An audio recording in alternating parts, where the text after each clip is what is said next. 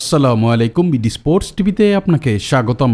Asia কাপে ভারতের বিপক্ষে ম্যাচ হেরে তাওহিদ হৃদয়কে নিয়ে যা বললেন লিটন দাস, বিস্তারিত জানতে ভিডিওটি না টেনে সম্পূর্ণ দেখুন।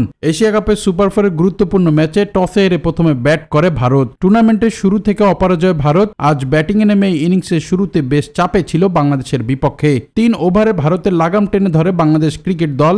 ইনিংসের প্রথম 3 ওভারে 17 রানের বেশি সংগ্রহ করতে পারেনি দলটি। পরের 3 ওভারে ঝড় তুলেন 2 ওপেনার অভিষেক শর্মা ও শুভমান গিল। পাওয়ার প্লেতে প্রথম 6 ওভারে ভারত কোনো উইকেট না হারিয়ে 72 রান স্কোরবোর্ডে জমা করে। সপ্তম ওভারে শুভমান গিলের উইকেট তুলে নেন রিশাদ হোসেন।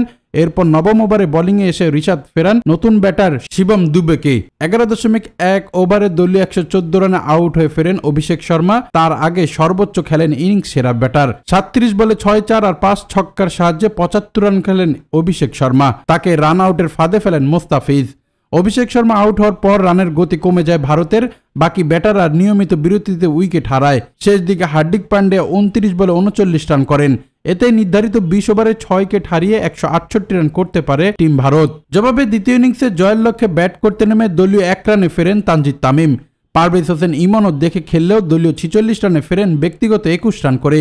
এরপর 65 রানে ফিরে যান আগের ম্যাচে 50 করা তাওহিদ হৃদয়। আর বরুণ চক্রবর্তীর বল বুঝতেই পারেননি। 3 বলে 0 রান করে প্যাভিলিয়নের পথ ধরেন শামীম পাটোয়ারি। 75 রানে 4 উইকেট হারিয়ে ব্যাটিং চাপে পড়ে যায় বাংলাদেশ।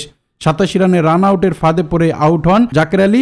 অন্য পাশে সাইফ হাসান একাই 50 পূর্ণ করেন এই ব্যাটার। 3টি ক্যাচ মিসেই সুবাদে 50 পূর্ণ করে একাই দলের অর্ধেক রান পূরণ করেন তিনি। 49 বলে 69 রান করে প্যাভিলিয়নের পথ ধরে। তবে অন্যদিকে ব্যাটাররা আসা যাওয়ার মিছিলে থাকলেও তাই ম্যাচ হারতে হয় ভারতের বিপক্ষে বাংলাদেশের। বিশাল ব্যবধানে ম্যাচ হেরে ছিটকে গেল টাইগাররা। তাই তো ম্যাচ শেষে কথা বলেন লিটন দাস।